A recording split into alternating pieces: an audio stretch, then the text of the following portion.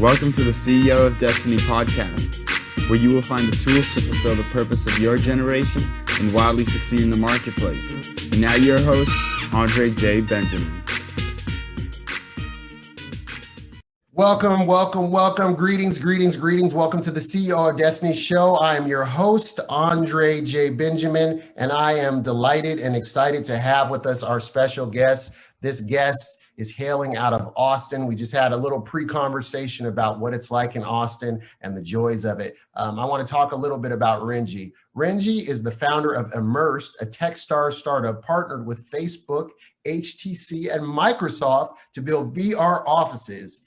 They've raised an astounding $12 million to date, and Renji's part of 2021's Forbes 30 Under 30, received a master's degree from Georgia Tech, number 3 computer science graduate school in the US, that's impressive, in computer vision and machine learning, was a Techstars portfolio founder, top 10 of 10,000 candidates and top 0.1%, and was the lead software architect at greatbigstory.com and growth hacked at 3 million followers in 2 months. We want to give a warm welcome, a warm CEO of Destiny welcome to Renji Bijoy. Renji, welcome. How are you feeling this morning?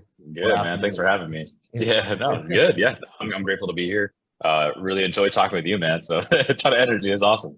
Come on. Yeah. I was curious about, first off, can you tell me a little bit about your name? It is unique. When I met you, you told me it was, like Benji, but Renji, which was a good way, because then I made name association to never forget it. But can you break down kind of what both of your names mean? Because I'm not familiar with those names. Yeah. So my parents, they're from India. They moved to New York 40 years ago.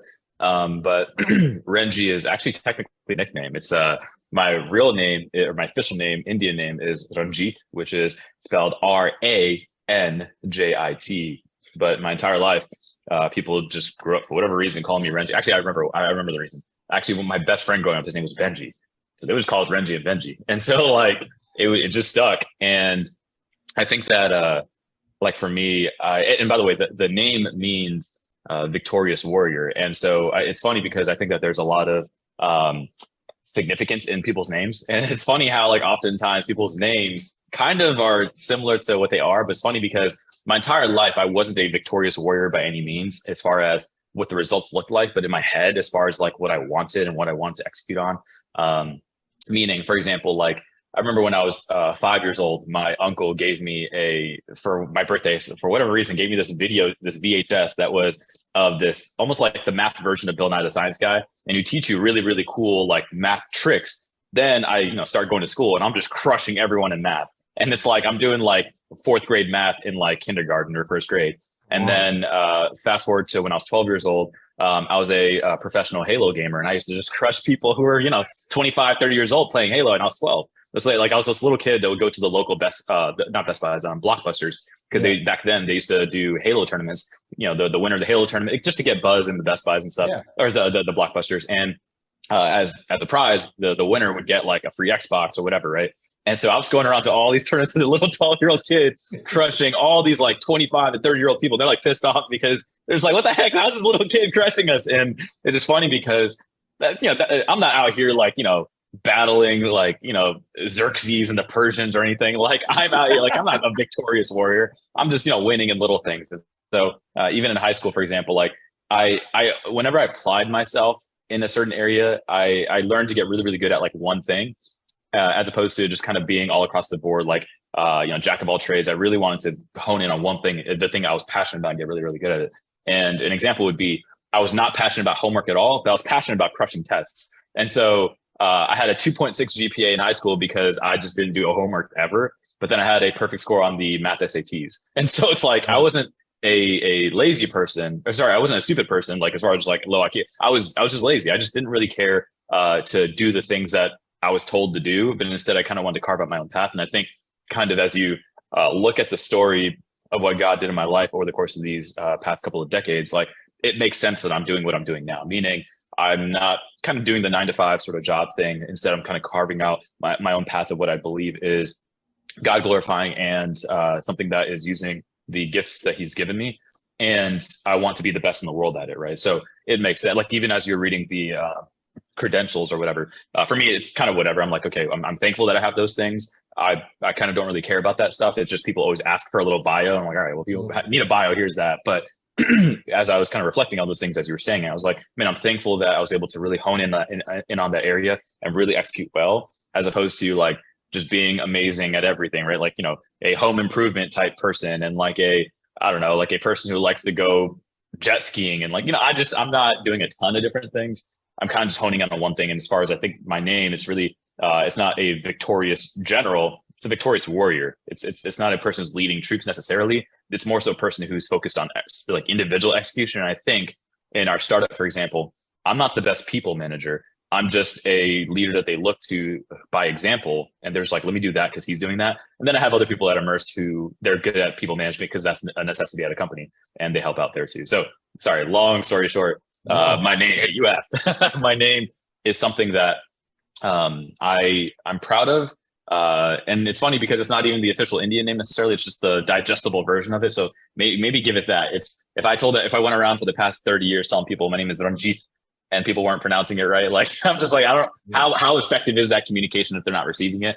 If I just tell them my name is Renji and it sticks, I'm like, all right, well, it means the same thing. So that's wisdom. I believe names are super significant and they are blueprints. They're like clues. And I believe actually people grow up into those names. What does the last name mean? That's a great question. I don't know. I don't think Google. I feel like I've Googled this before. Let me see. Bijoy name meaning. It's actually my dad's first name. Absolutely. It means I can't even find it. Oh, it means full of joy. Let's go. I'm victorious warrior full of joy. Yeah, good. It's funny because just in this past season of building this company, it's been a very, very hard season for us as a company. And yeah, I just felt like I've been kind of bogged down by a lot of stuff, just the weightiness of the startup, the market conditions, all of that, crypto tanking, just the recession in general. Yes. And it's funny because there are times I would look at old videos of what people like whenever people would like intro me or talk about their relationship with me or whatever, they'd always say things like, Renji's so fun to be around, all that type of stuff. And the past year, when I reflect on who I've been as a person, I'm like, that's not true at all anymore. Rather, meaning for, ages 30 and prior, there are definitely, maybe some ups and downs, but overall, like a lot of people just have fun. And really in this past, like being around me. And then in this past year, to be real, because I've just been so weighed down by stuff, I haven't really been able to be a source of joy for other people. If anything, I've just kind of been just there, right? Just because I'm like just barely functioning, just to be open and honest and vulnerable. Yeah. And so, and all that to say, like, it's funny because my heart is to want to be joyful. My heart is to want to be a joy around everyone else. And I guess God's been teaching me a ton about the harsh realities of what it means to be an individual in our world, and that it's important to be always rejoicing, but also there's a level of heaviness and sorrow that's also important in our world, because you probably met those types of people where you almost can't have a real conversation with them because everything is just jokes and laughter and whatever. Yeah. Whenever you try to have a serious conversation, they kind of like avoid it. And I don't think that that's the solution. I think like it's very clear. I think it's 2 Corinthians 6:10, I believe, talks about like sorrowful yet always rejoicing. Yeah. That's what I think is important to be as an individual, as a person, that though you are full of joy because of your eternity and have the joy of salvation, all those types of things, but the heaviness and the weightiness of today's current world, and how you still need to weep with those who weep. How do you weep if you are only joy all the time? It's not easy. There's a verse in Ecclesiastes. I don't remember the exact address, but it says something about the heart of the contemplative being in the house of mourning. I always thought that was fascinating, because it's when everything is going great, a lot of times people don't take time to reflect. They don't self-assess because everything's going great. But when things, even as the world went through that great modification that everybody was going through, and some people are still coming to the other end of it, it's debatable where it's at. But regardless, when it was at its height, that was a challenge for people. And a lot of people talked about, they said, you know what? and this also is a lead into what the company that you started, and we're going to talk more about that. A lot of people begin to migrate. A lot of people said, I don't like the place I'm living in. I don't like what's going on. I'm going to change some things in my life because I've had this time to slow down and to reflect. So I think that's a very powerful insight. And then I also like the fact that I call it the, people call God, different names, Jehovah this, Jehovah that, but it's like Jehovah Sneaky. I think with the name thing, it's really cool because it's like he gives us these names, and our parents may not, some of them are very deliberate and intentional and others not so much, but also these names are opportunities for people to grow up into aspirational characteristic. So it's super cool.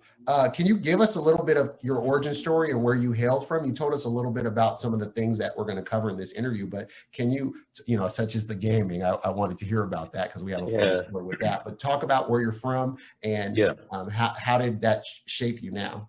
So my parents moved from India to New York about 40 years ago. I grew up in Queens, New York. That's where my sisters and I were born. I'm the youngest of three.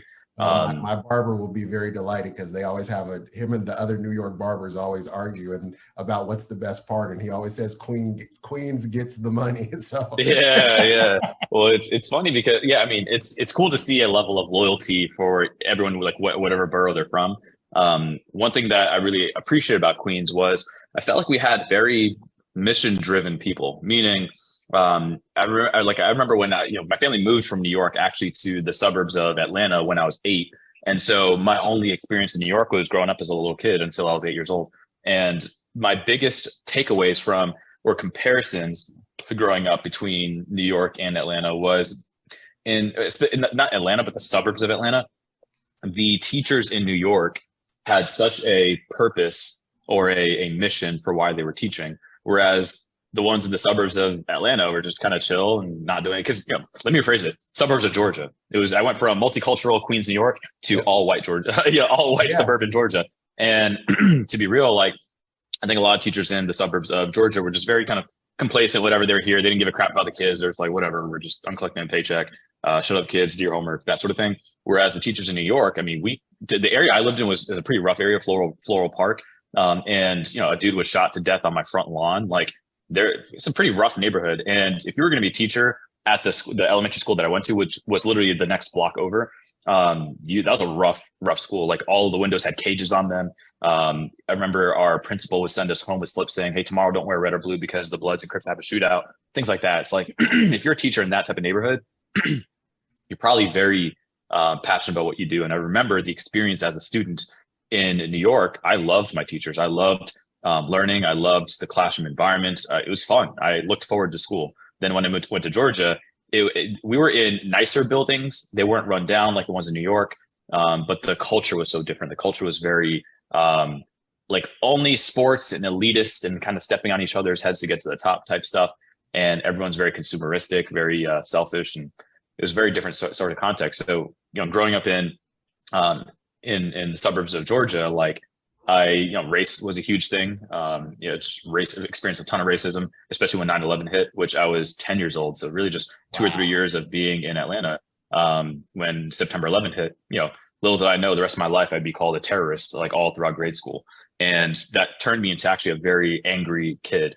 Actually used to get into a lot of fights. It's funny because you first met me in a context where I'm sharing the gospel and preaching and commissioning Christians. But actually, as a kid growing up, I used to throw tables at other kids. I was before I was Christian, I used to get into fights all the time. Victorious Warrior, I used to slay kids. It was so bad. And I became a believer when I was 19. And so all throughout grade school, man, if they ever called me a terrorist or anything racist, they probably got a face caved in. I remember I was in 5th grade and a 4th grader said to me, I still punched the 4th grader, and his 5th grade brother's like, "Hey, you can't hit my brother," and I hit him. And it was just so bad, man. It's looking back, it's laughable, but you see the nature, the sin nature of humans. It's man, it sucked that the problem of people being racist towards me that existed. And it also sucked that my response was also sin. Like trying to fight sin with sin was not a good situation. And so it kind of growing up, all those things and all those experiences shaped who I am today. What I mean by that is I am aware that these are things that happen in the rest of the world. If everything was sunshine and rainbows all growing up, I would be so disconnected from reality. I'd be so disconnected from what's actually happening in the real world. Thank you for listening to today's episode. Do us a favor. If this was useful in any way for you, please go to iTunes and leave us a review. Reviews will allow others to easily discover the podcast.